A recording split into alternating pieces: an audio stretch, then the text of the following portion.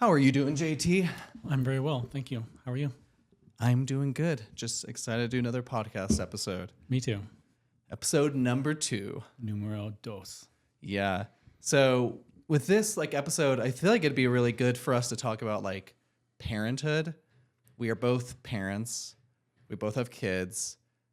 It's a rewarding but also exhausting process. And so I have a few questions I feel like I want to ask you after I smack this against my microphone.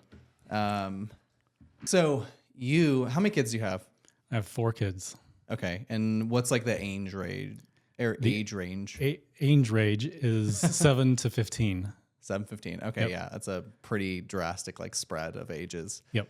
And you're also a stay-at-home dad, right? Yep. Been stay at home since my first daughter was born. Wow. So 15 years? Yep. I did a few jobs here and there during that, some software development, worked as a mortgage consultant for a little while, but mostly stay at home. Okay. Yeah, I think it's really cool that I've become friends with someone who's a stay-at-home dad. I've actually never really met many stay-at-home dads, but I think it's really cool that they exist. I don't know if I've met another one. Really? You're the only one? Yeah, I've met people that would call themselves house husbands. Okay. But they weren't necessarily stay-at-home dad. Yeah, because I also homeschooled the kids for a long time also. They're in school now, but yeah, that's a recent thing. Okay. So one of the questions I want to ask you is, I've never been a stay-at-home parent. I work remote now, and so I have more time with my kids. But when they were younger, had to go to the office and not be able to see them as much, which was I found really sad. And I've always wanted to be kind of more of a stay-at-home parent. But I want to kind of get into your mind a bit about what are some of the more hardships that exist with being a stay-at-home parent. I feel like I've had some experiences with my past partner and some of the issues that she dealt with it, but I'd love to hear your hands-on experience of what's been difficult about doing that and maybe what's been rewarding. I think the thing that comes to mind right away is that I am always there. And so whenever I come home, it's not that exciting. All of the kids are mommy's girls or mommy's boys, and they've always been that because she's the one that goes away and comes back, and so they've missed her. And so there's that feeling of I am just always there. And I guess it's I get taken for granted after a while when I'm always there and not going away and coming back. And I think that it would be healthy for me to take breaks from my kids. The longest breaks I've taken are 2 weeks whenever I go on a backpacking trip. Okay. And that's great. I wish I could do that more often just so that I am not taken for granted, but also am able to enjoy them instead of just always being there. Do you feel like you just started getting treated as the household? You're not treated as an individual human anymore. You're just kind of the environment itself. It's funny you asked that. I actually had the thing that came to mind is I feel like a piece of furniture. Okay. Something that people would probably be pissed off at if it wasn't there. Where am I going to sit? But it's just expected to be there and to do its thing, and it's not really ever seen. I think that's a part of being a stay-at-home parent that is difficult. And I don't think this is exclusive to just stay-at-home fathers. I think mothers would feel this too. Oh yeah, definitely. What do you find rewarding? Are there little glimpses of appreciation for the things that you do? Or are those more rare, but are they powerful when you experience them? Or are there small things you've learned to find that kind of makes you feel rewarded for putting in this effort of being a stay-at-home parent? I think that one of the most rewarding things is just the fact that I know my kids better than it seems like most other people know their kids because of the time. I've spent so much more time with them. I do this thing, I call it just sitting, where okay, what's that? where they get home from school or it's late at night and all I have to do is sit around them and maybe I'll ask a question, maybe not, but they'll just start talking. They'll, oh my God, did I tell you? Or let me tell you about this. Did you hear what that person said? And they open up to me, and I think that's probably a really rare thing for kids, especially daughters, to open up to their fathers. And so I think that's a really good benefit that I've reaped the rewards of for a long time. Yeah, man, I think that's really cool that you get to connect and kind of like understand your kids more. I mean, I've always been jealous of like just mothers in general, of being able to like birth their own kids and have like that like physical, more like connection with their children as they grow up. And it's cool for the father to be able to kind of like have that deep rooted connection with their kids. Do you find it exhausting being like a parent, especially like a stay-at-home parent? Yes. Right now, my partner is deployed through the military, and so the kids only have me to go to. And I wish I could see this from their perspective, where they're like, I have a question for Dad. It's not going to be that long. And they go ask the question to Dad, and Dad's like frustrated. Why is he so frustrated? Because they don't realize that that's the 7th question that's been asked of me in the last 45 minutes. Between like all 4 of them? Yeah, because there's 4 of them, and so they each come and they have their own important thing to ask me, and it just feels like it's hard to string together 15 minutes of thought whenever they're at home and they're not engaged doing something else. And I think back to my mom and all of the other mothers with this in mind, and I think it's why stuff is so hard to get done, because you don't have very much uninterrupted time. Okay. Yeah. Do you have to force yourself to make time for yourself? Yeah, that's been really difficult, kind of being a faux stay-at-home single father. I have had to leave them home alone in the evenings to go do stuff for myself, and I feel really guilty about that. You feel guilty? Yeah, I feel that because we were having dinner as a family almost every night of the week, and I thought whenever Lydia's deployed, I'll maintain that, or at least maintain it a lot, and it just became to where it was unsustainable. I couldn't live a life that is for me and not just purely sacrifice with while doing that. So yeah, I've had to say yes to friend things that I feel guilty about. Yeah, I actually really relate. So I have 2 kids. I have a 10-year-old and a almost 7-year-old. And I love spending time with them. I love hanging out with them. But then there is this other side of me that is independent and wants like my own like life, like to do things as like an adult, the things that I care about. But I deal with that same problem of feeling bad that I am doing those things when I'm like away from them, because I'm like thinking of what is being potentially lost, which is this potential beautiful experience with connecting with my kids that maybe they like need in that moment. And sometimes I feel like that line of thinking can just be really unrealistic, or also kind of restrictive a lot of the time, because I feel like you can just continuously do that forever, of being like, oh no, it's almost like making an excuse to not have to do things for yourself, or to like stand up for yourself as like an individual and to do the things you need. And I've always found this is like something I've been kind of working on for the last like couple of maybe like 3 or 4 years more, which is taking time for myself kind of leads me to actually being a better parent, because I feel like I'm actually getting a bit of a break and doing things that are exciting for me, doing things that I feel like I need to do to feel fulfilled as Lane, as not as a dad, but as Lane, as like my identity of who I am. And so I'm curious if you've kind of seen or experienced something similar, which is maybe feeling like you become a better parent when you take those like moments to take for yourself. Yeah, I like the analogy of filling up my cup so full that it overflows into the saucer and serving and helping people, like serving them from the saucer. Oh, wow. I really like that because when I picture the moms of my childhood, they were giving everything in their cup. They were like emptying themselves out. Yeah. And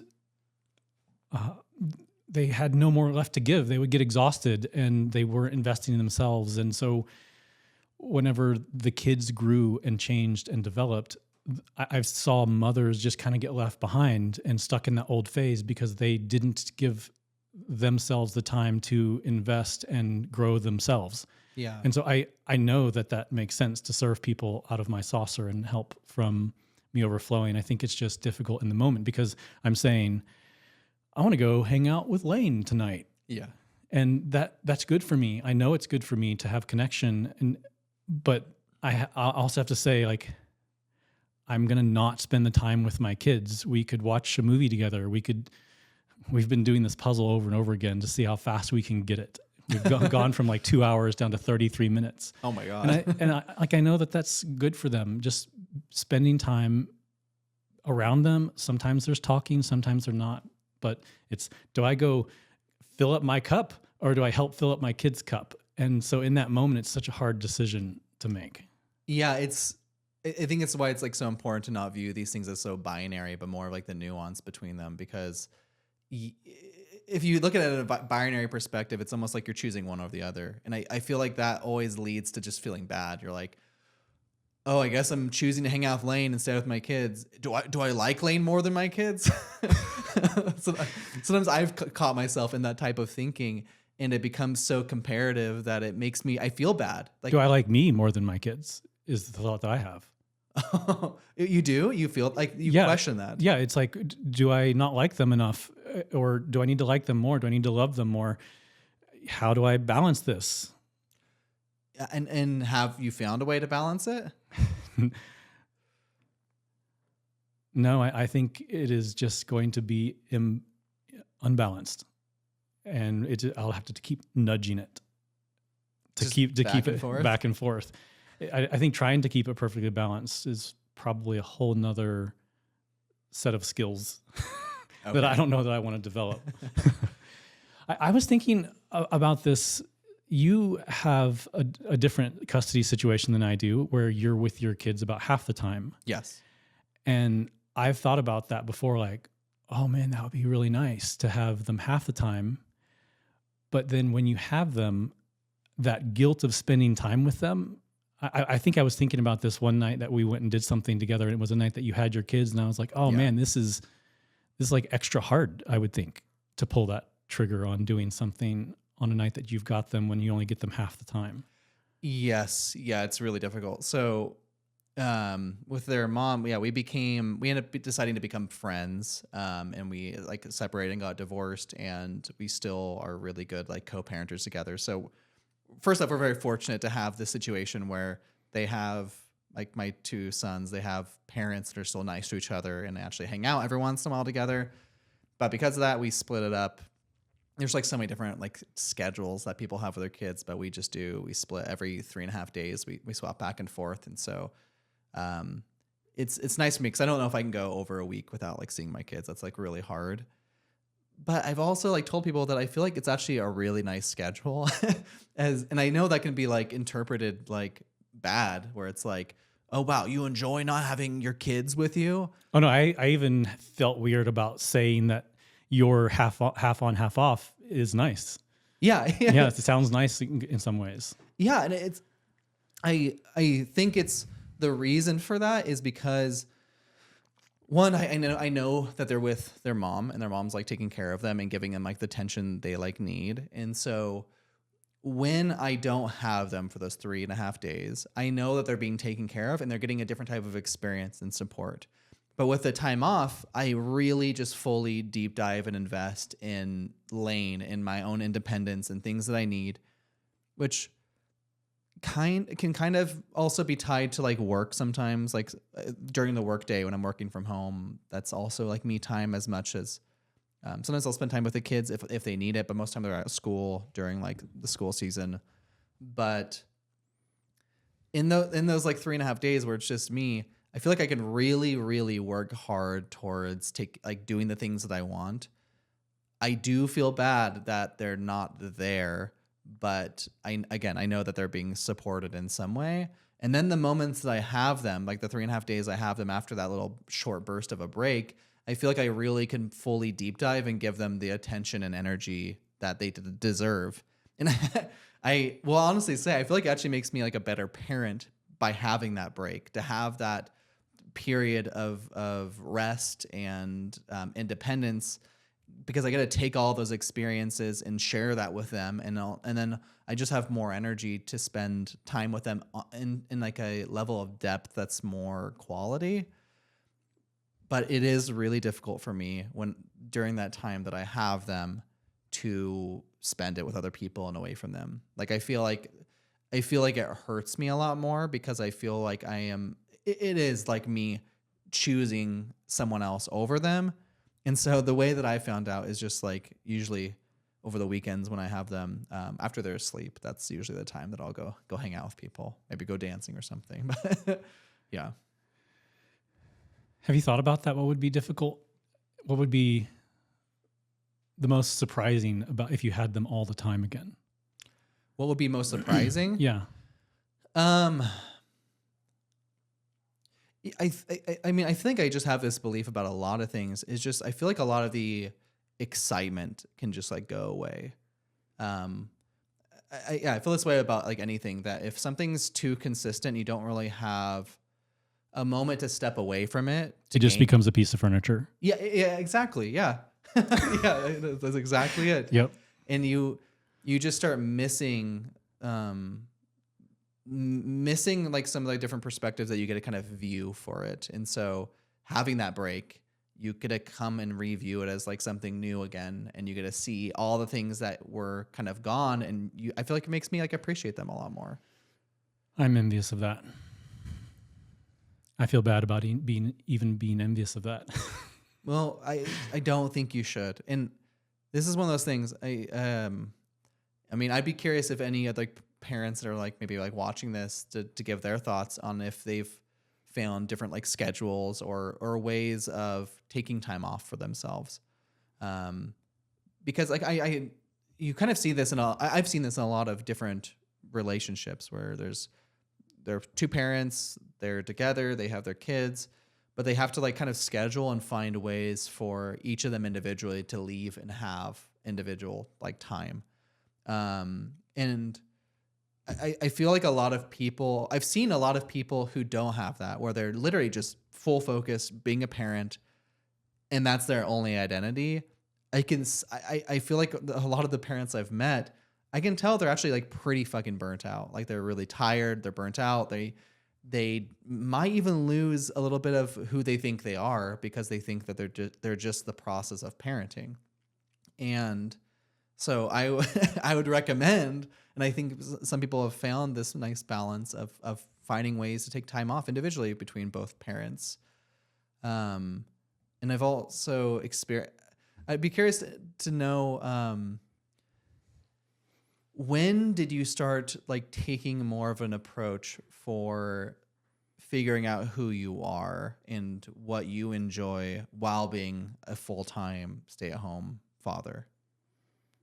Like, when did that moment click where you're like, oh, I should learn what I enjoy doing outside of just being a parent? Or have you always been that way? I think because I always felt like I wanted to be a provider for my family, that I'd never dove all the way into just being a stay-at-home parent. I was always dabbling and trying to think of something else. Okay. Maybe I was trying to think of a podcast. Okay. But yeah, I got identity from a lot of other places, fortunately. Okay. While you've been a stay-at-home parent, have you got to know other parents through like your children like mingling together? No. We have I don't know if I want to put this in, but okay. My kids have some friends that they go over to their house and all the time, and they regularly say, I cannot believe you've never been in their house. Like, we've spent so much time over there. But they're parents, and us feel like we have such different political beliefs Okay. that we've just let our friends be friends or our kids be friends and let it be that. Oh, I mean, that's actually kind of cool. Like, I feel like I wouldn't have assumed that would have even been allowed to happen, that the kids would be able to still become friends versus like the parents, like not letting them hang out with yours. Yeah, I know that's interesting. I guess I'm fine with them being around a lot of different people. I want them to see a bunch of different perspectives. That was part of the problem for me, was I only saw one perspective growing up, and I wish I'd seen a lot more. And so I don't want to shelter them in that way. I don't want to just give them only one view of the world. Wow. So you proactively actually purposely put them in situations where they're around other people because you felt like you're lacking that.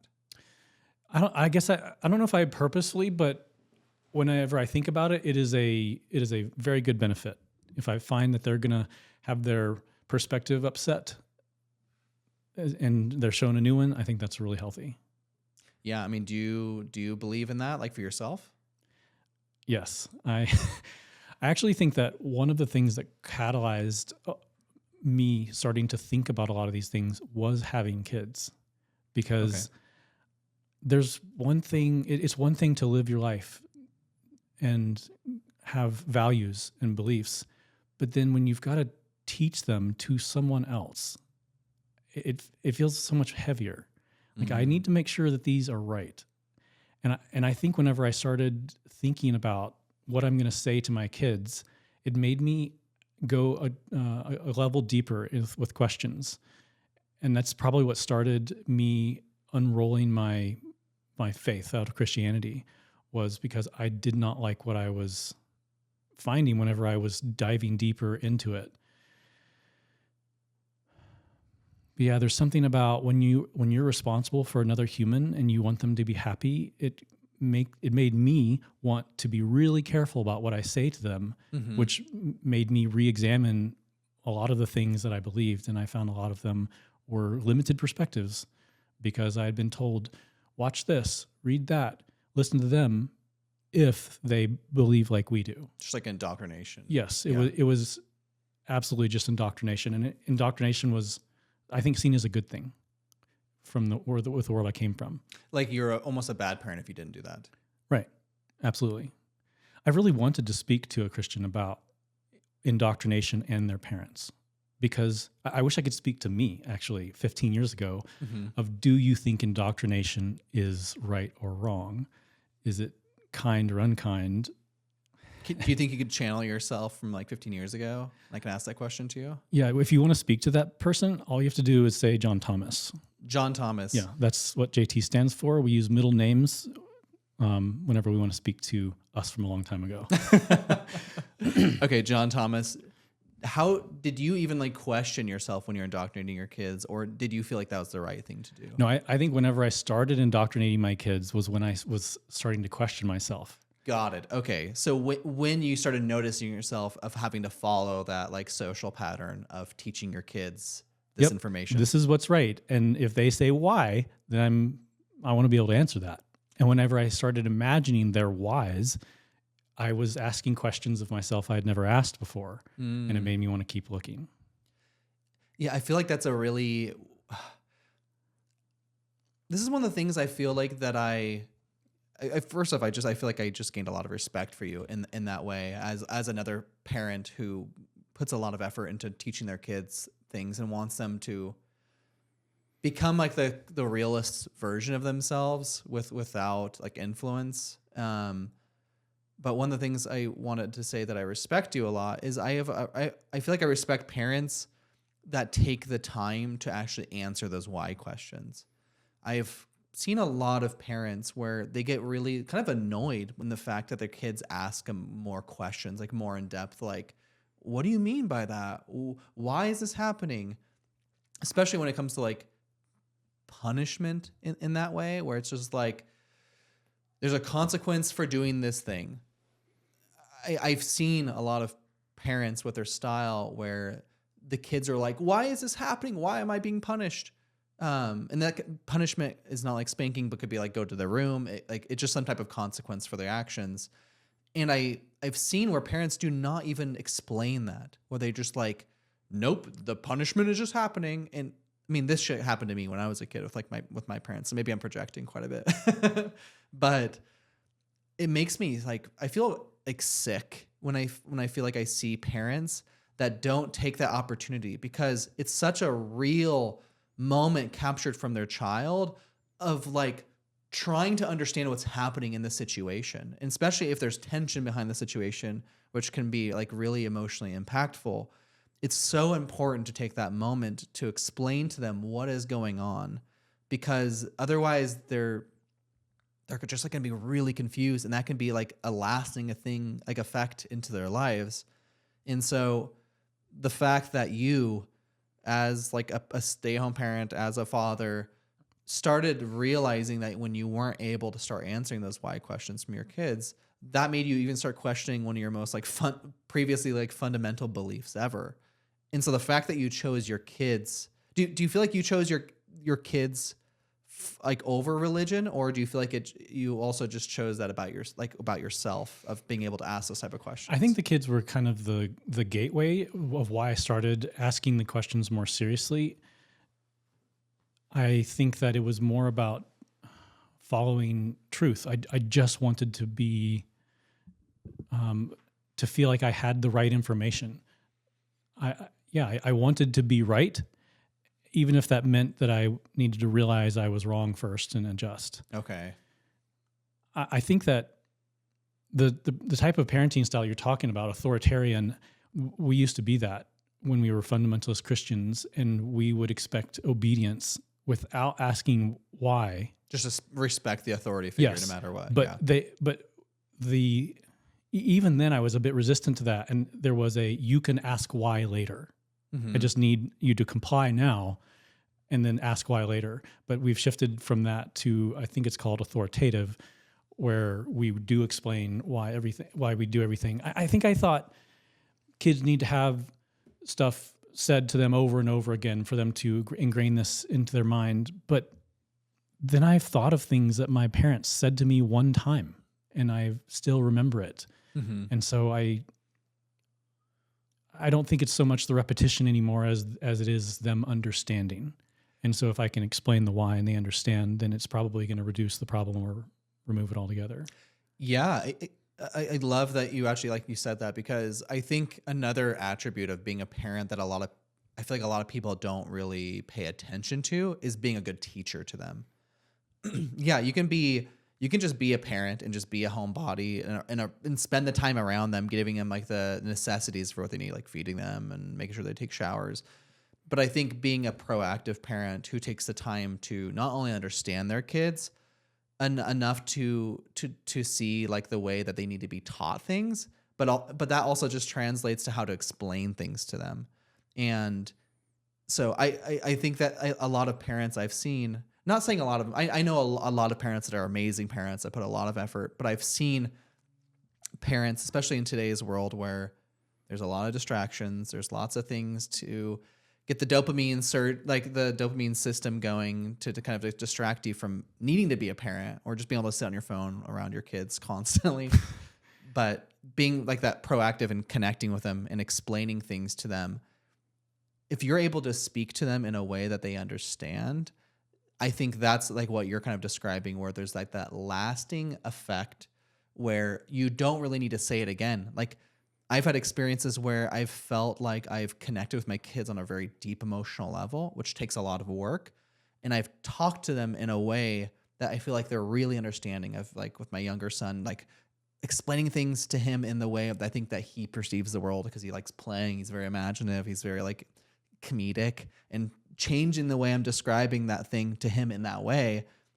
And then with my older son, he's a lot more like intellectual, like artistic, like more like emotional and calm, and and kind of explaining things to him in that way. I think I've seen them be so impacted that I see it like impact them for like months on end, potentially like infinitely, where I'm like, wow, because I've had such a deep conversation with him and gotten to this like level of connection with him, it's changed them.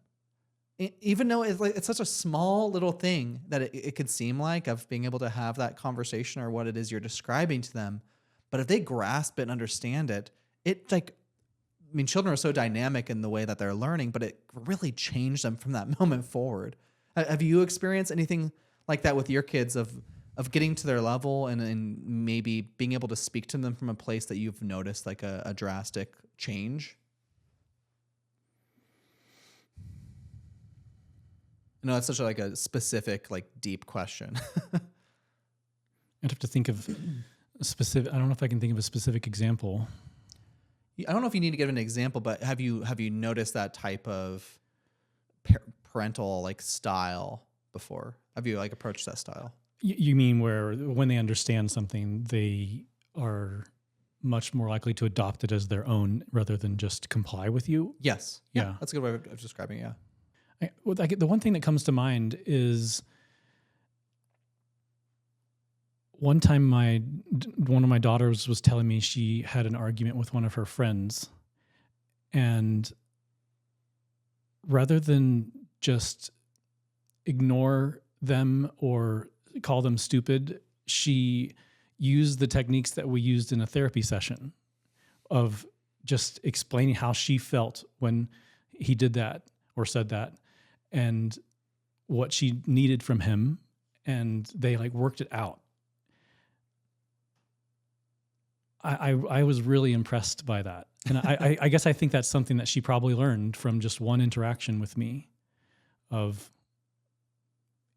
relationships are worth going through those uncomfortable conversations for. Yeah, that's a huge lesson for a child. I don't know a whole lot of adults that can do that. Yeah, I feel like I just learned these tools within the last 5 or 10 years. And I guess I am seeing her and them use them. We call it XYZ, even though I think there's 4 steps, but I originally heard it with 3 of it made me feel I need you to. And so it's like a blank. It's when you did that, said that, I felt this way, and next time I need you to. And so we use that a lot. Yeah, I've heard that in like couples therapy as a tool.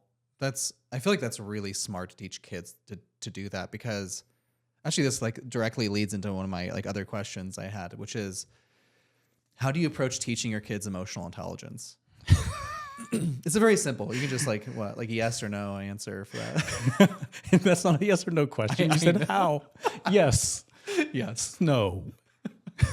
Like, one of the things I was going to say to what you're saying too, I feel like it ties in directly into what we were talking about previously about like the importance of like independence time.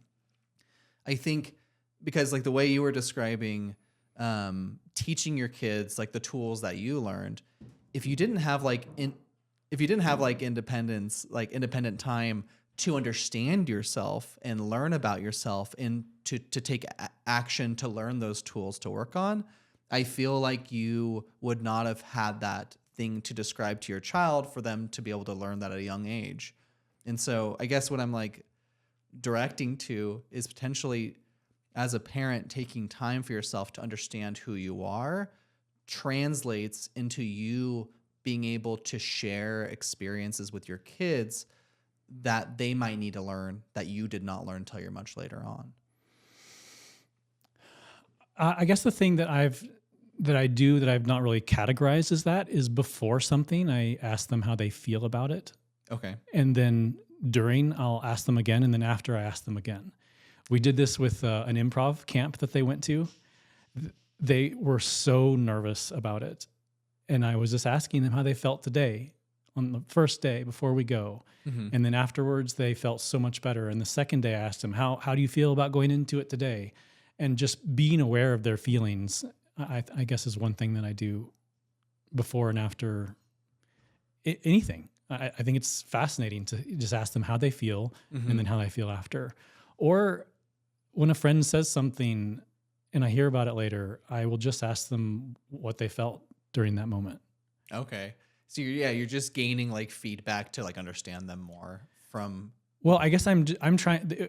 I feel that self-awareness is a really big part of emotional intelligence. And if they can just be aware that the emotions are there and it's not them, and that it will go away after a while, or that the next time that they experience this, whatever it was, they might feel differently. It's not going to be as strong of a feeling anymore. Got it.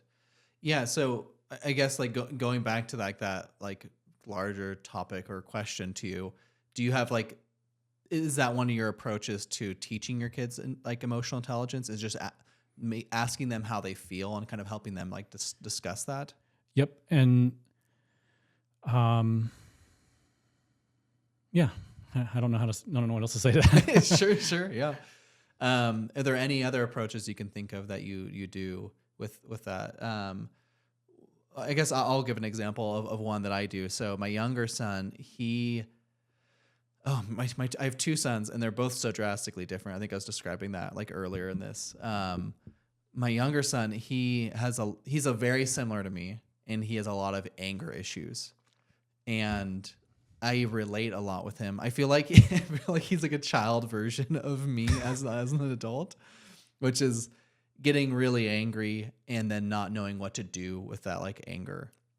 And I dealt with that problem a lot as an adult, where I would become really resentful and really angry towards other people. But I was also a little bit like passive aggressive in that way. And through like meditation and therapy, I slowly started learning how to like catch myself in that reaction of when I'm starting to feel angry, when it's starting to like kind of alter my thoughts or the way I'm like interacting with someone. And so with my son, when he has those moments, I'm like, oh my God, like here's like literally me if I did not like learn how to like manage that. And so it's been really challenging and honestly really exhausting of having to like it's one of those lessons. I feel like it's so embedded. His anger is so embedded in him that it's one of those lessons that keeps having to come up over and over again. But he's a 6-year-old kid. So of course he's like learning how to like manage his like emotions and anger. But so when I'm talking to him, I am trying to like, I'm being honest with him. I feel like one thing that I really enjoy doing when it comes to trying to teach emotional intelligence is being very vulnerable with them, of describing to them that I'm not a perfect person, that I have my own issues, that I've had my own issues, and trying to describe to them what I have worked on or what has helped me in that way. With my parents, like when I was younger, I won't go into like too much detail like about them, but I feel like they had a really hard time admitting that they were like wrong on things, or just admitting that they had issues in general. And so because of that, I felt like I felt like I didn't like see. I feel like there was something wrong with me. There was something constantly wrong with me because my parents did not have problems, but I did. But I did. And I felt like it was one thing really helpful for my kids is I don't want them to think that way about me. I don't want them to view that way in the world. I want them to know that like everyone has problems and everyone's like working on it. And so I described to them like, I still have the same like issue when it like with my younger son. I still have this issue when it comes to like anger. Like here's some like examples of things that make me angry. And honestly, when you start yelling, I get angry at you because when you're screaming at me, it sets me off, and I want to yell at you really badly back. But I'm choosing not to do that because I know it's going to hurt your feelings. And then kind of like describing to him how, like trying to make him empathetic of being like, hey, when I yell at you, how does that make you feel? And in the beginning stages, it was just like talking to like a brick wall. He was just like, I don't understand what you're saying. Like does not compute. But now because I've like talked to him so many times about these type of things, he knows how to communicate in that way where he's like, oh, it actually makes me really sad when you yell at me. It really hurts my feelings. And I can see that in him because in the moments where I do, and again, I'm not a perfect parent. I do become reactionary and sometimes yell, especially when he's doing it to me. Because I'm still trying to work on this thing. So he started it. Yes. Oh, that's interesting. Because, yeah. I can tell it hurts his feelings. I can see him get like teary eyed, and he like pretends that he wasn't upset. He just like kind of shuts down. It's like, no, nothing like upset me. But I can tell just like seeing like these little micro details in his eyes, like sadness and like upset. And so it really sucks when I've done that to him, and then just being like, hey, does it hurt your feelings when I yell at you? And he's starting to feel safe enough that he actually will like kind of start crying and like sharing, yes, I actually am like, I was hurt. I don't like when you do that. And I'm like, yes, but how do you think that makes me feel when you do that to me? Like trying to teach them to think from other people's perspectives at a young age, I feel like is really difficult, but it's like an investment later on in life, because I never learned how to do that until I was an adult, of being able to be empathetic enough to choose to kind of control my emotional reactions before I let them out. And so I don't know. I think that's one of the ways that I kind of approach. I know that was kind of like a messy like tangent, but that's one of the ways that I approach communicating with my kids is kind of like sharing how I'm feeling with them, how they make me feel, trying to relate it to previous experiences that I've had, because I think kids are very similar to their parents, like emotionally, more than like through like biology, whether that's just like physical biology or also like nature and nurture. Yeah, exactly. I think it's a mixture of both, because definitely there's like weird things where I'm like, how the hell does my son have the exact same like niche personality thing that was not taught to him naturally?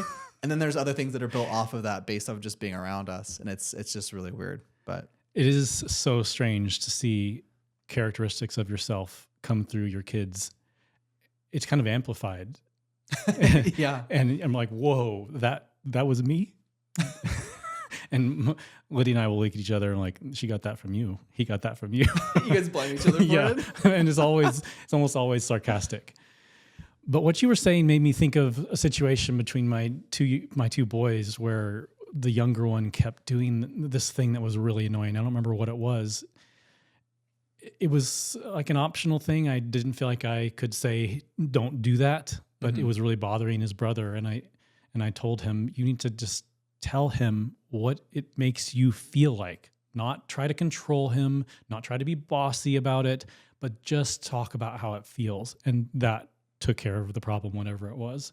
Oh, wow. Yeah. And so we use that thing where it's the flipped lid, where your brain's like this. And if you get angry, your lid is flipped and you're thinking with the whatever's underneath, the reptile brain. Okay. And you can't make good decisions. And so we try to point out whenever that's happening and take a break and come back later.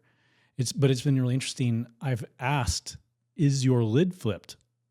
Okay. And like directly to them. Yes. Because I sometimes I can't tell. And it's almost always a no. They cannot tell that their lid is flipped. Does that like change how they react though by asking that question? I think it says, it basically reminds them that feelings are temporary and that the feeling that they're having right now is going to be gone in a little while. And they might want to think about how to say things from that place in the future where it's going to be calmer. Okay. It does seem to make a bit of a difference. I like that idea. It's like, it's such a simple thing. I feel like I honestly should start. I think I've told you this before. I'm like, man, that's a good idea. I should probably like do that with like my kids. But I feel like it's such a simple thing for them to like self-reflect, to do a check on themselves to see if they're being like emotional, reactive, or if they're actually. I think it's really valuable for everyone to experience some of these moments. Just like realize that your lid is flipped. Yeah. Just realizing it. It's such a valuable thing because you can use that reference point later for self-awareness, catching yourself. Yeah, of being like getting comfortable enough with feeling how you feel in those moments enough to like decipher when it's flipped or not. Yes. Yeah. Damn, like I think that's really cool that you do that with your kids. Like, did you ever have anything like that when you were a child? Like when you were a kid, did your parents try teaching you anything like this? I don't think they had any understanding of it. I was raised in a very authoritarian household where I was spanked a lot with a bunch of consistency. and I did behave well, but I didn't understand the why behind it. I think I was more disregarding my emotions and just editing myself and being the good Christian that I thought I should be. And so I didn't get to feel acceptance and belonging for who I actually was. Mm. Do you feel like this is just like coming to me, and this might be like random or like nonsensical, but do you feel like a Christian parents kind of put the responsibility like on God or like Jesus as like a parental figure, where it's like it's on you to have to work with like God or your relationship with God on whether you're gonna be a good person or not? I think the whole God is watching you all the time thing is the angle that's used by Christian parents. It's like, you can get away with this from my perspective, but God's always watching. He's going to know.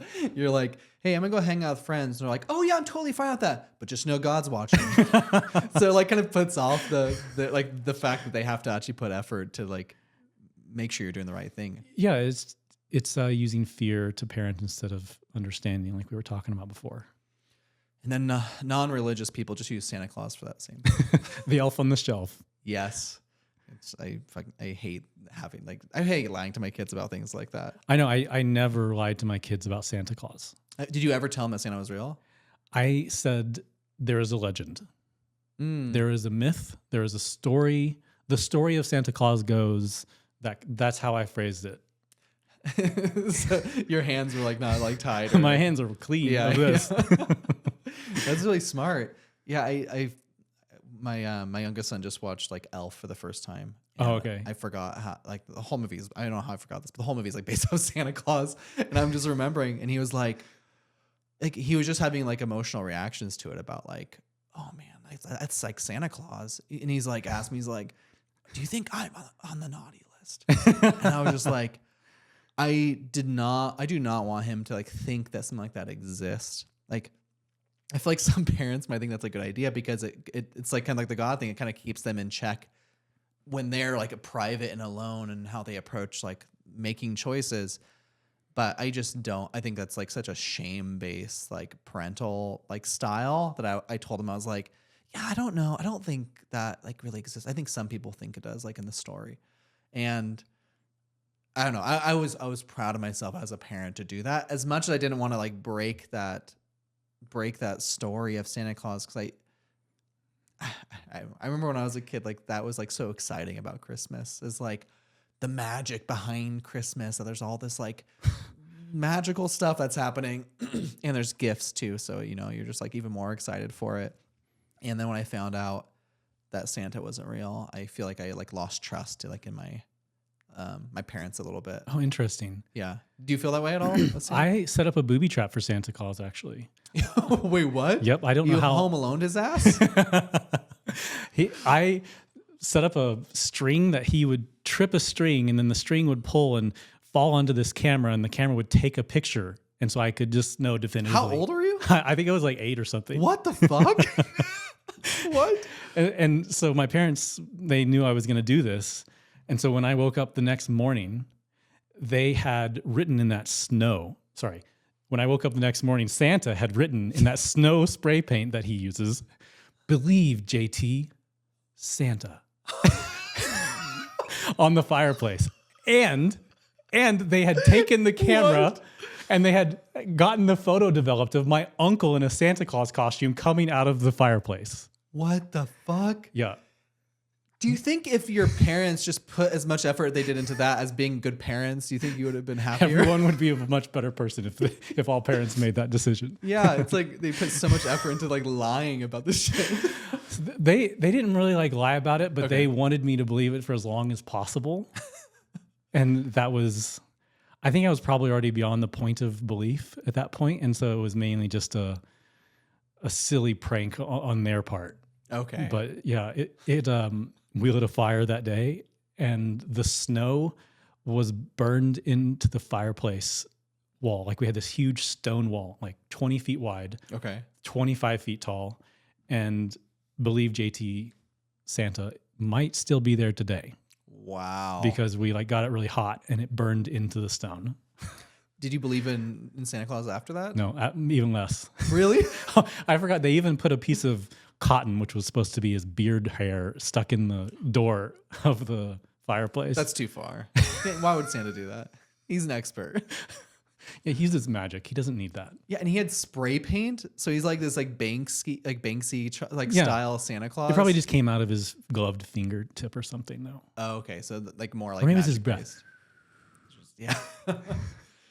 Man, that's so crazy. Like, yeah, I just hate lying to my kids about like things that might not really exist or things that like are based off of just like faith that you have to like believe. I don't know. I feel like they can jump into a whole different conversation about like religion and stuff with kids, but Yeah, I miss the certainty of religion. a feeling like everything's figured out. Yeah.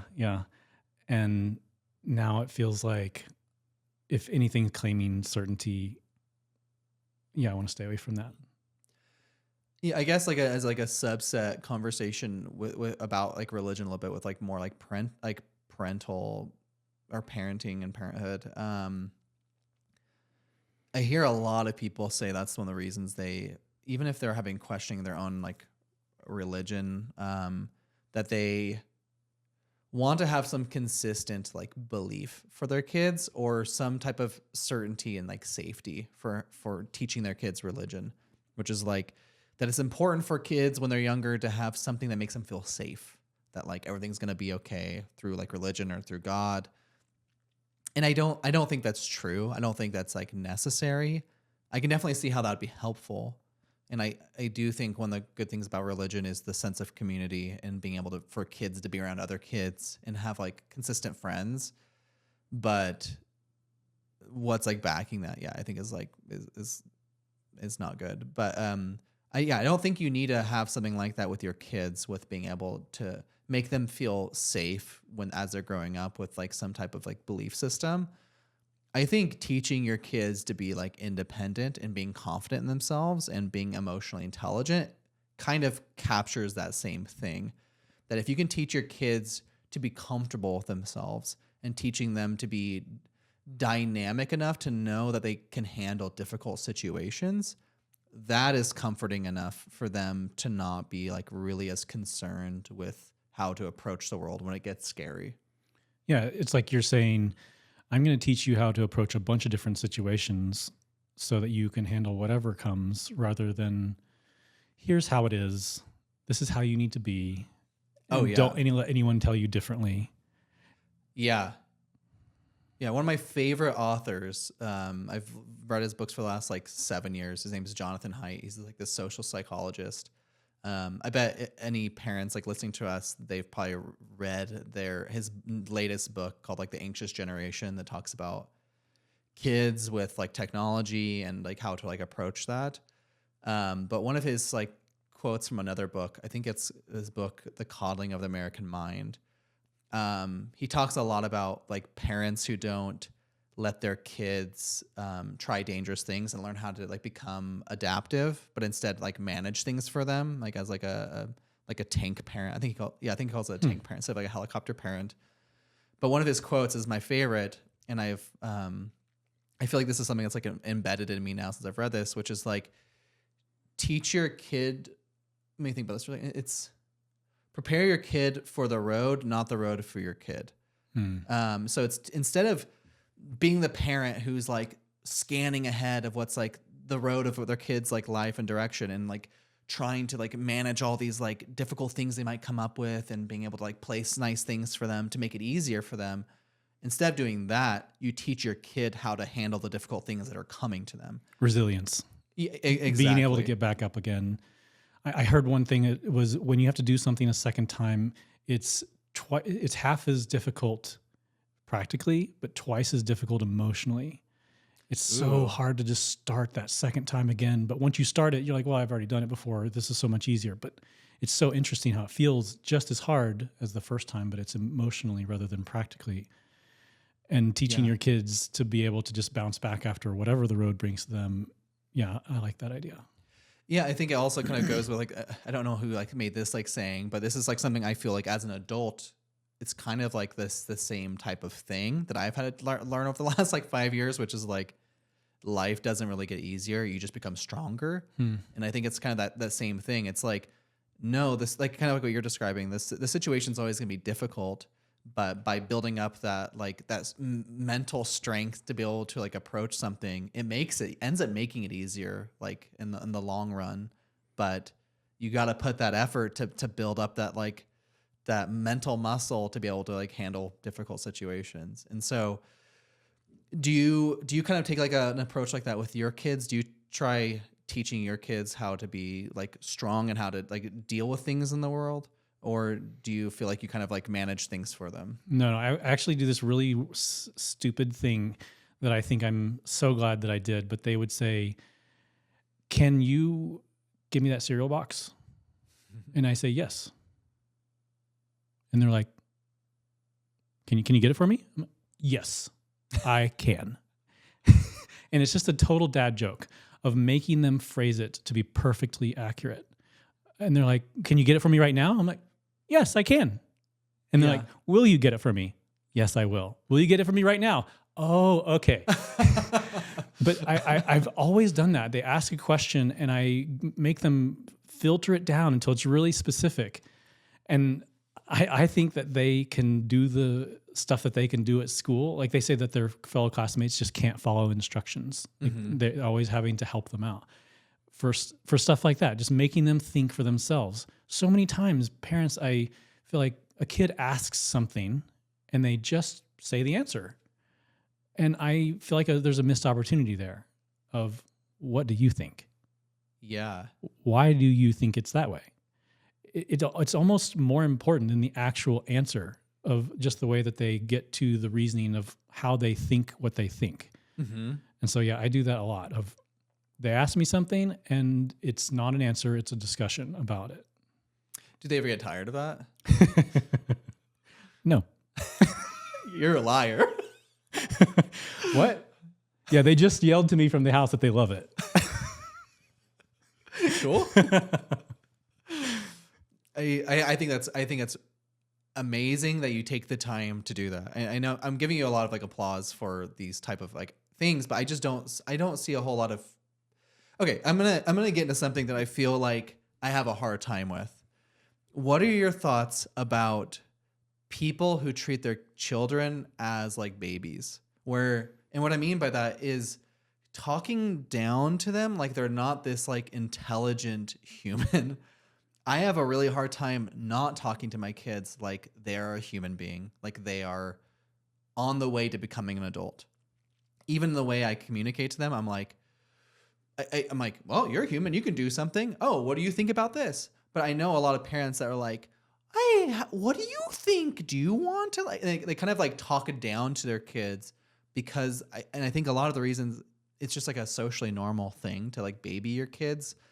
But I feel like that really holds back on allowing them to, like you're saying, think for themselves and have to come to situations on themselves. And I think it really impacts people from if you treat them like they are a baby within like the pre-teen and younger like ages. I think that really impacts like mental development versus treating them like they're this smart, dynamic human being that, yeah, maybe doesn't know a whole lot and is like learning, but you're like willing to talk to them as if they are learning. I've wondered about this question a lot with if a child shows the capability, should you give them the responsibility? Yeah, yeah. And we generally have where I remember when our kids were really young and we had a family come visit us and they were so young that they were taking a bath together. And I said, okay, now wash your hair. And the other family, the couple looked at me like they can wash their own hair. Yeah. I'm like, oh yeah, no problem. They can. So they do. And so we've given them daily chores that teach them responsibility and show that they can do that. They can cook even last night, Adam cooked taco salad for us. And how old's Adam? He's 7. He did burn the bottom of the meat. A little nice char. He had to go chop the lettuce, and I was like, well, you can't ignore the food. But he's 7 years old and he's cooking dinner. Yeah, for 5 people. And all of them are like that. We started with HelloFresh and they've cooked hundreds of meals now. Each of them have cooked at least 50. Wow.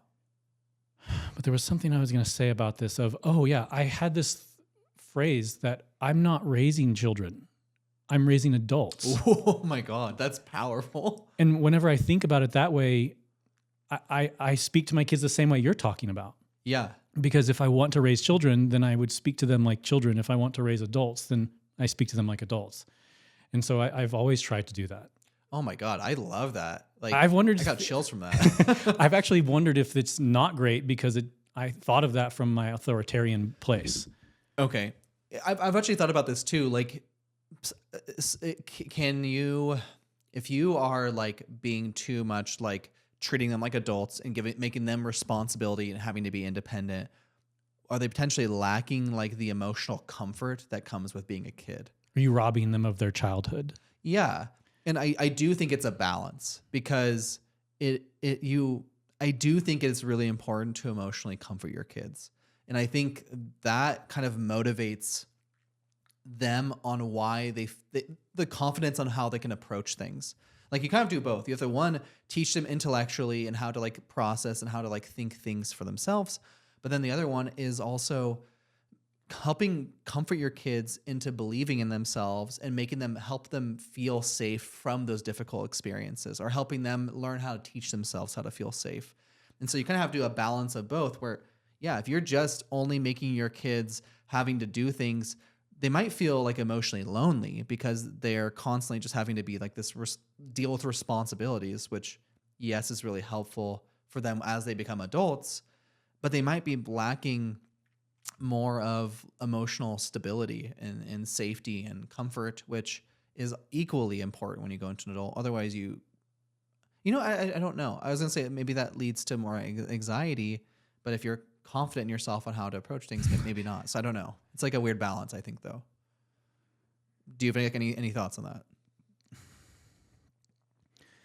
Your question is, how do you balance raising adults versus the emotional needs of a child? Yeah, my questions are not as refined as that. It's usually this giant like explanation of what I'm trying to like discuss. But yes, that's a good way. Okay. Yeah. I guess the way I think of it is just to be a little bit of padding around them where you want them to have a very real experience, but whenever it's too much, you can be that cushion for them and say, oh yeah, that was too much for you. That person said that really hurtful thing. Let me help you process those emotions. I guess that's the difference of putting them out there, but supporting them when they need it. Mm-hmm. And I feel like what a lot of parents are doing is, or not doing, they're not putting their kid out there to experience anything so that they avoid that emotional discomfort where I think let's put them out there. It's more real. It's more what life is going to be like. They're going to be better prepared later. Yeah. If we can let them get knocked around a little bit and we tend to their wounds, help them deal with them. Yeah. I mean, I would agree from my perspective too. And it's so hard being a parent because no one, I don't think anyone wants their kids to be hurt. Like you don't want your kids to be like in pain, whether physically or like emotionally, but that like suffering kind of leads to more like strength and more like happiness, honestly. And so I do you have a hard time letting your kids grow in that way through suffering? Do I? Yeah. Yeah, of course. I would say so. I've been thinking about this lately. When it comes to consequences, I've realized that I've been averse to giving them consequences because I feel bad. I think it goes back to what we were talking about earlier, where I just want to explain something and you have understanding and we just don't deal with this anymore. So there's no need for consequences. Oh yeah. And I wouldn't be surprised if there's like a natural, if people have, like if parents have had bad experiences with their parents where they're like, oh man, I did not like the way I was raised. I could see it being like the subconscious thing where you don't want your kids to think that way about you. So I worry about that. I'm like, oh man, I don't want to do the same thing that my parents did where I felt like I was lacking in all these ways. And so I don't want them to like hurt. But then again, it's like that balance like of being in pain, but also like you're saying, help them if they've like fallen down, and and be there to help like motivate them to get back up. Yeah, like one of the pains that's hard for me is to watch them be bored. I just want to like, hey, why don't you go do this or go do that? But even me suggesting something, I think can rob them of a learning experience that they need right then. Yeah, well, do you at least like instigate that in the beginning stages when they're like if they're young and they've never really thought about how to? Yeah. Okay. Yeah. But once they've gotten to that point, you're like, you gotta figure this out yourself. Yeah, I still have a hard time even right now of just letting them be bored. And I know that it's almost like they need scaffolding around boredom. And I maybe haven't built the scaffolding just right. But what do you do when you're bored? And so much of it is just turned to a screen right now. Yeah. And we've just been reducing that.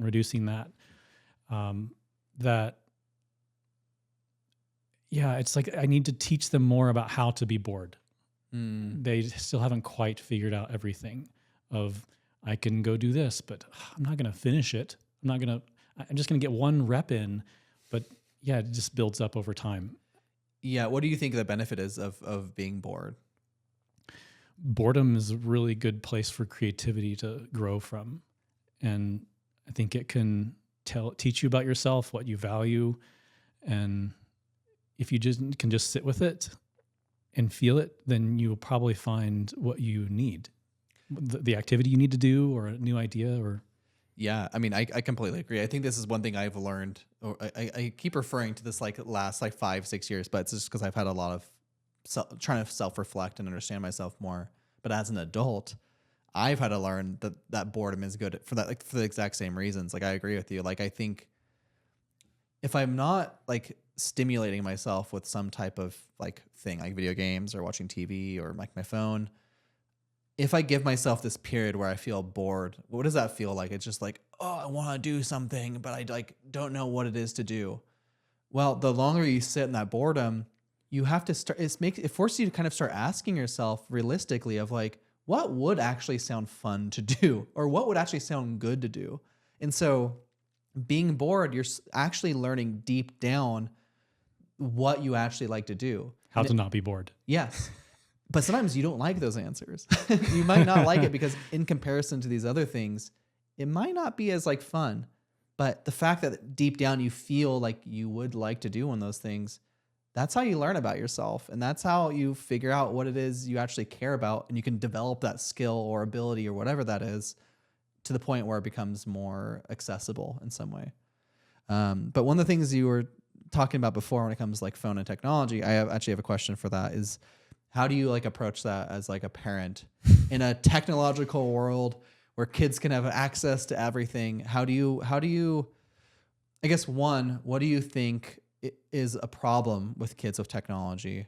Or what do you think like a general problem would be for just allowing your kids to use technology? And then two, I guess, what are some solutions for how you approach it? Yeah, this is a really big question, and I don't feel like I'm even close to the answer to yet. I feel like I'm actually experimenting with it now.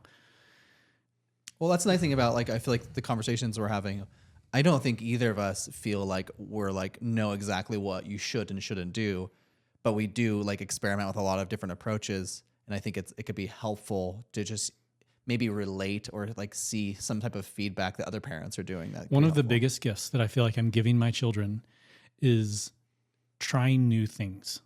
That is what I was so frustrated with when I look back at my childhood, is that my parents tried, but they only tried the same things over and over again. They wouldn't seek experts and try different techniques. And I feel like that's such a gift that people can give to their children of, something's wrong, something's not working. I'm going to ask outside help, outside advice, and keep asking for help until I find a solution. Okay. Technology kind of helps with that, doesn't it? Absolutely. GPT has all the answers you need. Yeah, with screens, I thought it was something that the kids could manage themselves, but I just think screens are getting too good, and I don't think they have the ability to delay gratification. 7 all the way through 15, I think it needs to be monitored, or they're gonna do it a lot. And I really struggle with the trade-off of, do I limit what they're doing now? What happens when they move out and they're on their own? Is it just going to be a knee-jerk reaction? And so I really try to have a lot of discussions surrounding screen time and pointing out what I notice with their friends. For example, that there was some kind of brick game or block game that became really popular, and their friends were playing the game while they were having a conversation. And my kids saw this and they found it really annoying. And that was such a good spot to have a conversation about screen time and what your brain wants to do and what it tells you it needs and how you don't have to pay attention to it. Yeah.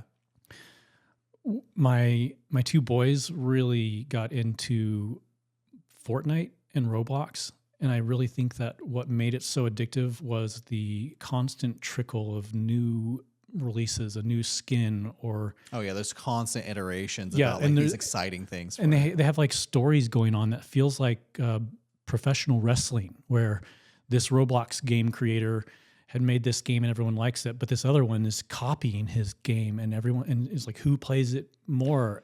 And it was just drawing them in so much to this game. And he's like, oh my God, I think you would love this game. I'm like, really? Like, I might want to check it out. And I checked it out and it just looked awful and mindless and boring. And I think he's being fooled by hype and momentum and social media to want to play this game that's not that fun. I don't think a lot of people would normally think this way, but I think Roblox is a social media like platform.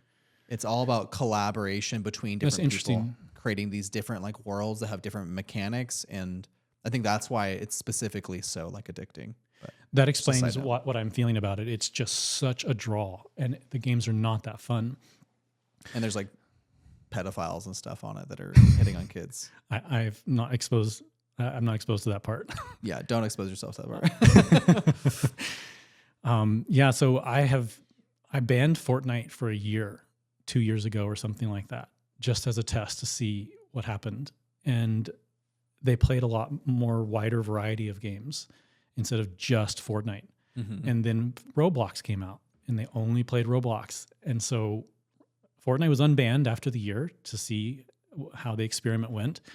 And he went right back to it where it was the only thing he wanted to play. And so it got banned again. And there's just a group of games, right now it's Roblox and Fortnite, that aren't allowed. And games that have stories in them, or multiplayer games, Minecraft games that have creativity in them, I encourage those. Yeah.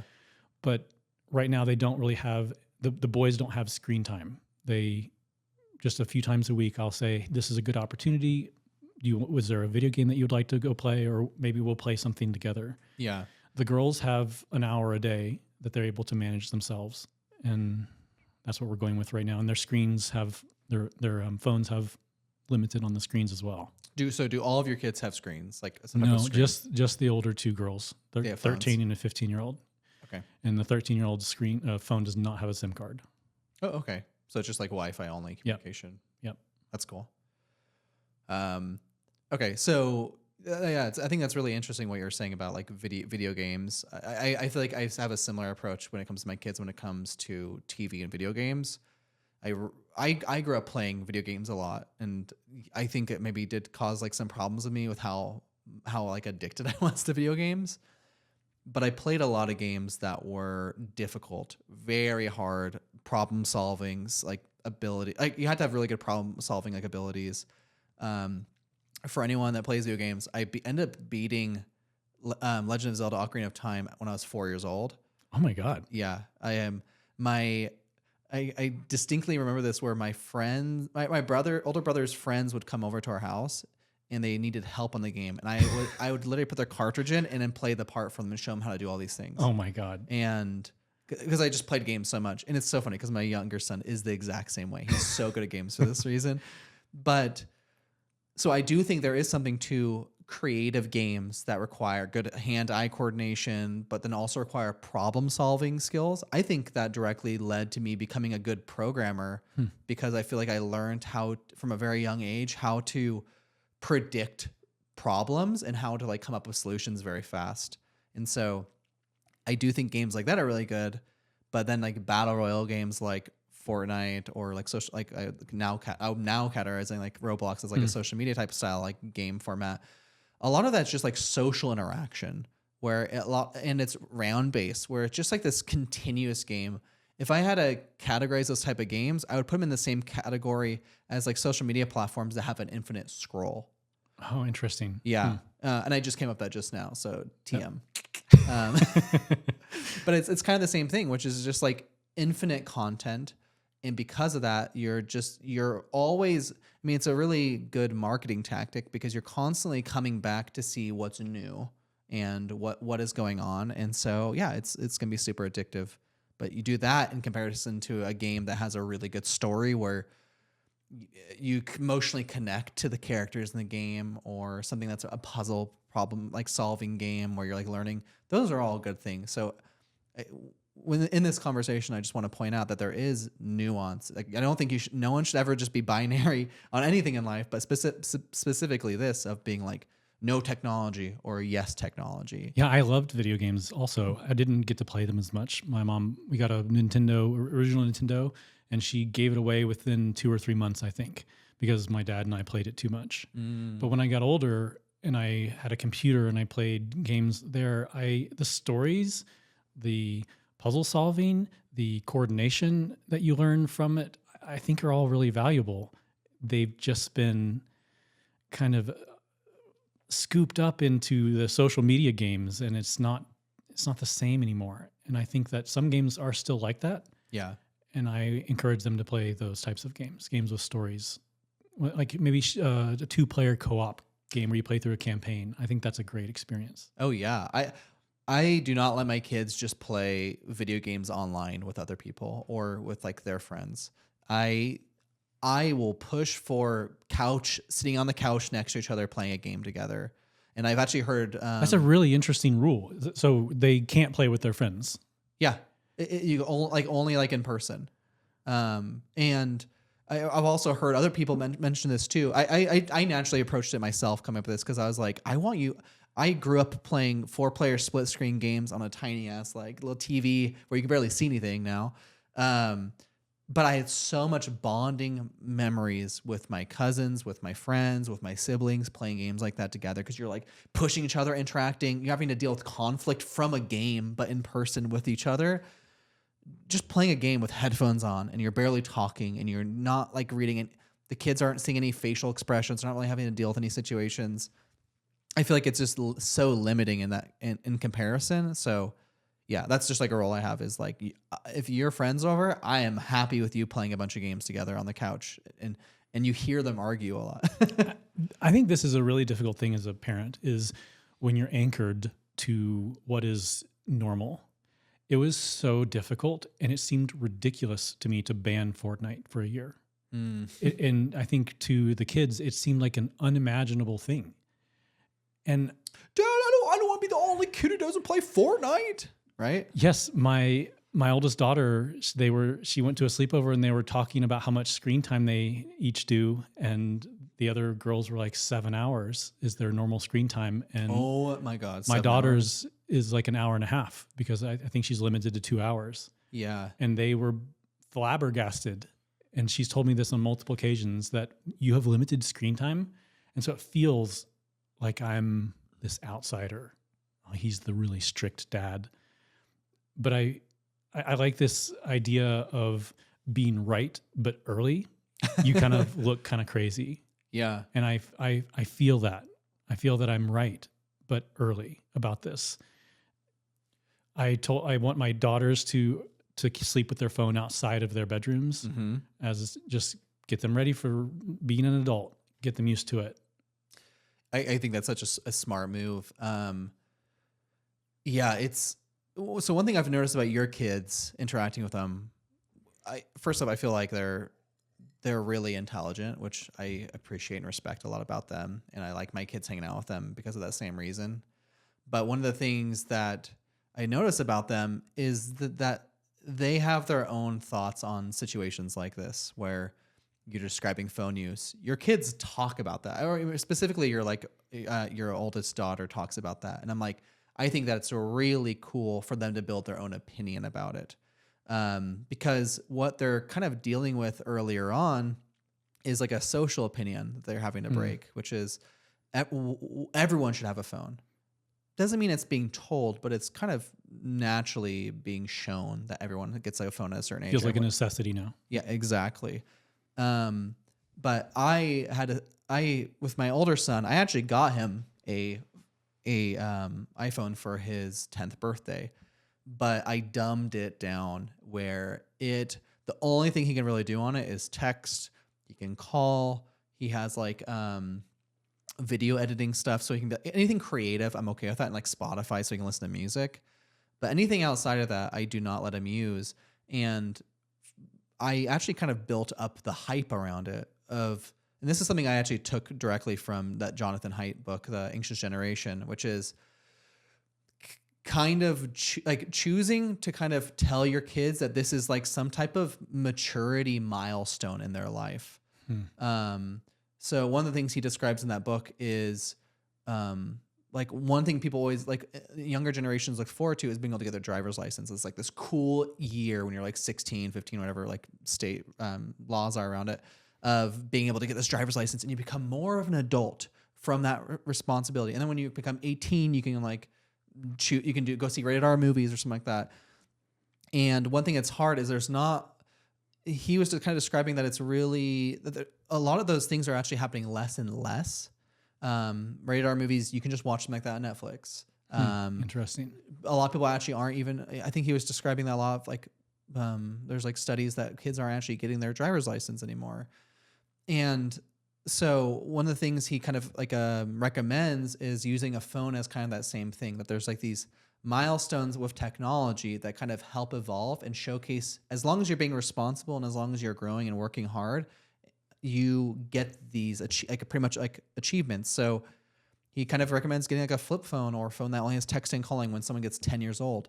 And if you describe it to them and kind of build this excitement, being like, wow, I am noticing that you're being mature and you're doing your responsibilities. And because of that, if you continue this up, when you turn 10, you get this new responsibility as a more mature person to be able to communicate with people. And so because of that, I feel like he was really understanding about it. He was like, I know that I like, he chose to be like more responsible with his phone and how he approaches it and how he uses it. And it's been really awesome, really helpful. So I just want to like share that feedback. That's been really great. Does he text his friends with his phone? He does every once in a while, but I think I guess this is like where the original thought was kind of coming from, because I was describing your kids, they think for themselves, have their own opinions. I think I've described to him enough about how social media works, how kind of like we were describing in the very beginning of this, of just like actually getting on his level and actually trying to describe to him so he understands why I don't want him to use technology, why potentially it's bad for people. And so he actually has his own opinions now, and he chooses not to use his phone or screens. He actively tells me, he's like, yeah, I just don't want to use screens right now. And he gets actually annoyed seeing his friends that are so obsessed with like their phones, which I've heard like you've described, Yeah. or your kids have described. And I think just the fact that they start coming up with their own opinion about the negative consequences and become aware of that is such a useful skill in this world now. Because one of the hardest things I had when I was like a kid and became an adult was the moment I didn't have parental like figure around me. I'm like, fuck yeah, I'm going to do what I want. I'm going to eat whatever the hell I want. I'm going to drink as much alcohol as I want, or I'm going to smoke cigarettes, like whatever. But teaching someone to not just listen to you because it's the right thing to do, but to make that choice for themselves because they know it's good for them, that's the shit that's going to like stay with them further in life. Commitment is really easy whenever you fully understand it and agree with the thing you're committing to. Yes. Yeah. And but I think that's such an important thing, especially in this world now, where like you're saying, there's kids that are using their screens for like, and by screens, like phones, potentially phones, just like texting people on social media, scrolling on infinite. More than they sleep. I think that's the average. Ah, man. Like that's so sad. And I'm happy that there seems like there's a big, like more people becoming aware of this as parents and how to approach this with their kids. And I think it's healthy for parents to kind of see that other parents are struggling with the same stuff, and that there are approaches that can be more normalized when it comes to allowing your kids to kind of seem like these social outsiders of technology, but it's good to feel that there's other parents doing the same thing. I guess is what I'm saying. What do you, so if what we ran into was our girls' phones are dumbed down a lot, where it's basically just texting, maps, GPT, and their camera. And so they can't use it for anything kind of entertainment wise. But they were still able to use it for like 3 or 4 hours a day just from texting their friends. Yeah. And I was like, this is too much. And their response was, how am I supposed to talk to my friends? Mm-hmm. And I was like, well, I really want you to spend time with them in person. And I think that what's happening is so many kids now are able to satisfy their need for connection with just like this connection light over the phone, that they're not willing to overcome the embarrassment, the vulnerability of, hey, I want to hang out with you. Yeah. And so they're just not doing it. And so we limited even the messaging on our kids' phones, but that felt weird. I think it's a smart move. Just because I feel like specifically like texting is so emotionless. It's literally just words, and it can capture like some like emotions, and if you're, especially if you're really good with like writing. But what if it's really silly and funny? I mean, I think that would be fine. But if that's the only way you're just communicating constantly, then you're like, are you really building a friendship or connection? Yeah. But so I think it's smart that you like limit it. I think calling is much better, because then they're having to like talk to people in real time and not have too much time to really think and like refine the thing they're trying to say. But most kids aren't going to like talk like that. Maybe FaceTime. Yes. Talking on the phone has become a weird thing. Seems like people just don't do it anymore. Yeah. Yeah. Yeah. I respect you a lot, that the fact that you're putting in a lot of effort for helping your kids like navigate this really complex world that even adults are having a hard time because it's like so new. One of the things I want to ask you, you specifically let your kids use Chat GPT, so like an LLM. Do you not feel like there's any like like problems with that, or do you feel like there's no, like, are you like concerned about like anything like around them using that? I mean, I think I talked to them about it's not being accurate perfectly all the time. Okay. And that they should question it. But I do want them to use it, because I think it's a really powerful tool that will help people that want to learn to learn faster. I completely agree. Do you express to them or explain to them that it's not like a being, like it's not like a sentient being? I just assume they know that. You definitely should. There's like so many situations where like kids are becoming in relationships with their AIs, and like there's been a couple situations where kids have killed themselves because like their AIs convince them to do that, because they are convinced like they're in a relationship with it. Yeah, but did those kids' parents say, "Yes, I can get that down for you"? I mean, you're potentially like you're right that like it depends on how much you trust your kids on how like their approach to like managing or using a service like that. I think you're completely right. I think it'd be interesting to ask them. I think it would be a boring answer, but I'm curious now to know if they think that it could be someone. I think kids just get really confused. They don't know what AI is. A lot of adults don't even know what like AI is. There's adults that are being tricked into thinking that this like AI model is like alive because it presents itself that way. And so that was like my main concern using that, because I agree. I think it's a really extremely useful tool, but they really just need to understand that it's literally just an LLM, which is just like a language model that's being trained to give you answers. Do your kids use it? No, I haven't given them direct access to it yet. I probably will in the next like couple of years, I would say, as like another step. They're still getting used to like my older son's getting used to how to Google things, like learn things on the internet. Man, he's going to learn that, and then it's going to be obsolete. What, the AI or? Yeah, Googling things is going to be obsolete. Oh, I completely agree. I think it's a very, very useful tool. I just think because it's so complex and it's so weird in today's world, like what even an AI is, I think there just has to have like a in my opinion, I think there just needs to be a serious conversation about like an understanding of what that thing is doing. It's really good to have someone that's anchored, more strict than me. Okay, like in some things. Yeah, I'm comforted in my decisions, seeing that there's someone that's farther down the spectrum than me with technology. Oh yeah. I'm very, very, very strict on it, and I'm trying. I'm trying to work hard on coming up with solutions that I feel like are reasonable. But at the same time, I think it's one of those games where I think it's safer. It's better to be safe than sorry later on. I'd rather restrict more than restrict less, honestly. But my older son's only 10 years old, so I'm gonna deal with like the hardship here soon with them going through a teenager age. But I'm less worried about it just because of the way he approaches his understanding of watching his friends deal with like these like problems and not wanting to be addicted to something and liking to hang out with people like in person. So yeah, I know there's gonna be more hardship, but I'm not too concerned about it. Yeah, that's going to be the difficult time whenever they like, oh wait, I can form my own opinions about this. Yes. Yeah. I don't know, Dad. So and so said. Oh, I would love for him to bring sources to you. I hope he does. Here in Jonathan Haidt's book.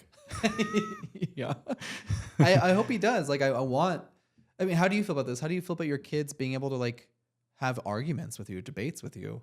Because I like that. Like I want them to prove me wrong, and if they prove me wrong, I'm happy to give like them the thing that they're asking for. No, I really like it. I had a discussion with my oldest about gender after we had the discussion about gender, and I feel that we both led each other to a new conclusion because of that discussion, and so I absolutely love that. Oh wow, interesting. Yeah. Well, I'm curious what that is, but I think we'll save that one for another day. I have a weird question for you. Ask away. What do you say? Maybe your kids are too young for this, but what do you say to your kids about having kids? About them having kids? Yeah.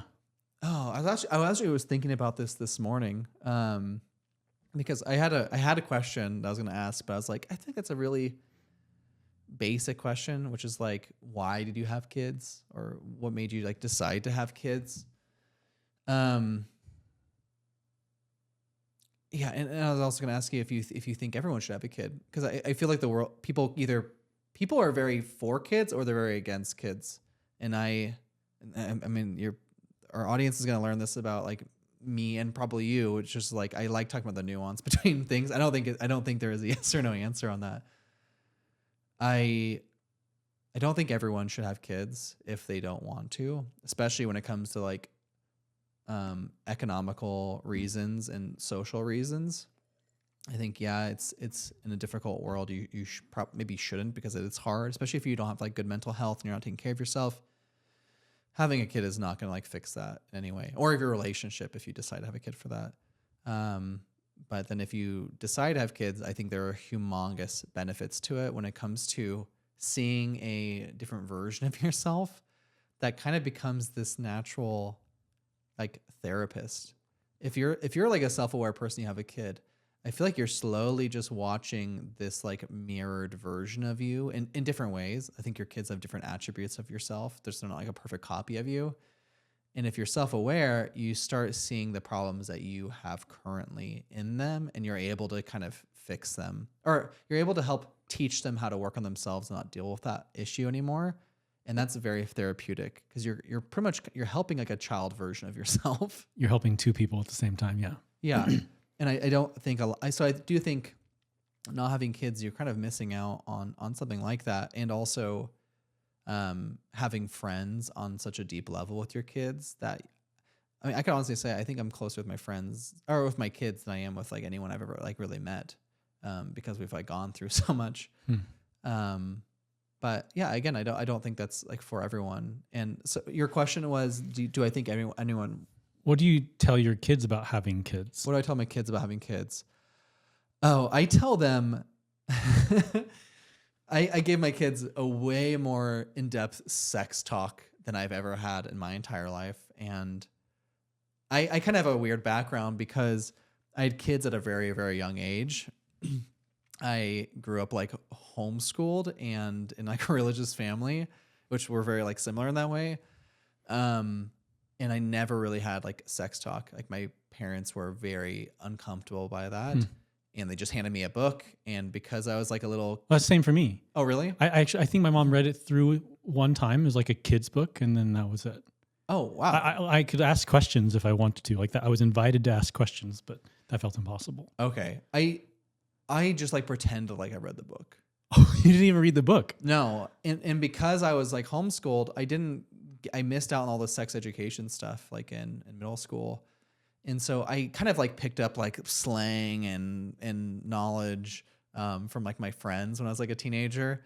So a lot of it was like lacking understanding. And so when I became like an adult and got into like my first like relationship, I just thought people just had sex and then just had kids. Like I never really thought about like not trying to like not have kids. Like I knew that I wanted kids very early on, but I did not like know anything about like preventative sex and like trying not to have kids. And so it just naturally happened as when I had my first kid when I just turned 20.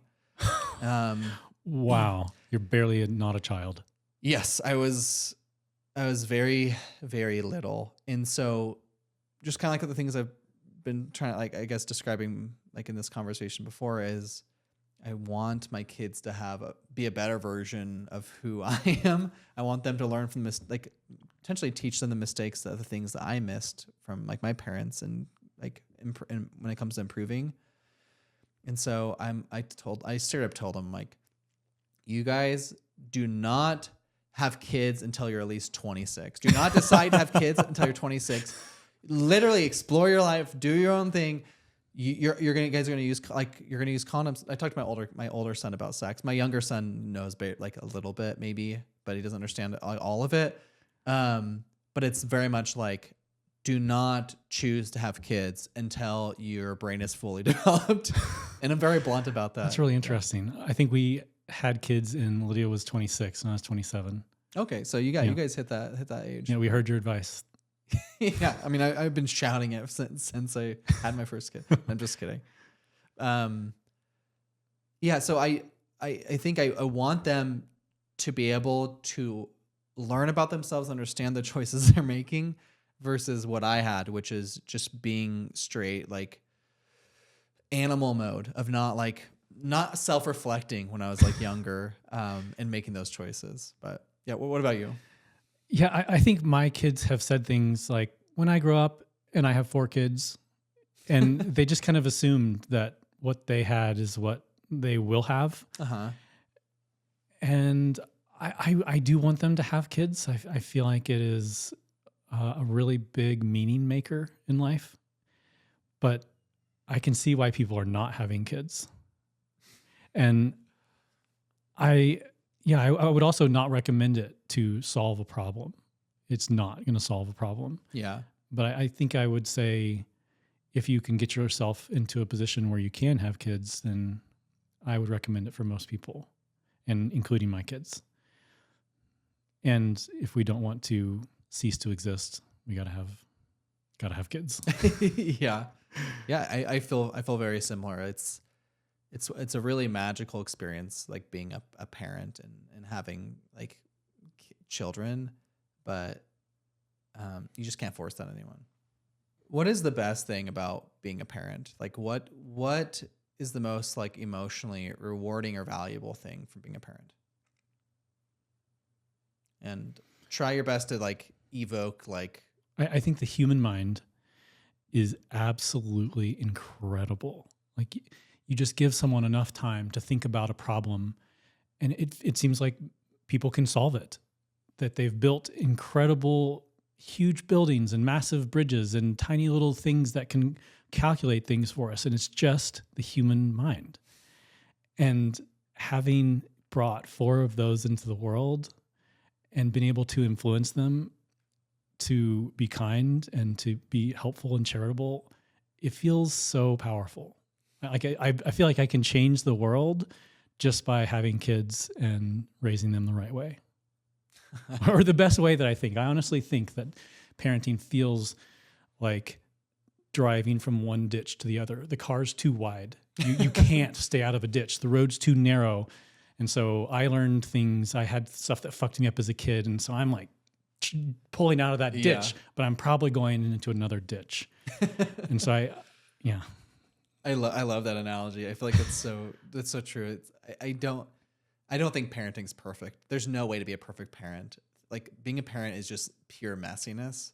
And it's just like doing your best to manage whatever messiness. I feel like all we're doing is choosing how our kids are not going to be fucked up. They're going to be fucked up, but we're choosing some ways that they're not going to be. Yeah. Yeah. Yeah. I think the thing that I love about like being a parent is with my kids, one I was kind of describing with like the little therapy session for yourself, like watching them be like these versions of yourself. But they also I feel like bring a lot of happiness to my life. And I feel like from my experience, like the older you get, the more you've experienced a lot of things that life like has to kind of like offer. You can still like find new things and find enjoyment from things, but things kind of lose that natural like excitement that they were for the first time. Kind of like when you're a kid where things are just like so new, you're so excited. And I think just getting to experience excitement and joy and happiness like through my kids as they get older and doing these like really cool things. I get to kind of like relive my childhood like through them in different ways. I'm not like trying to just like recapture the exact same. I'm not like simulating my entire like life for them. So I just like find a lot of like happiness and like love and connection with them. And yeah, I feel very grateful that I had that experience and I ended up having kids. As difficult as it's been, being like a young like dad, but I wouldn't change it for anything because it's been so valuable and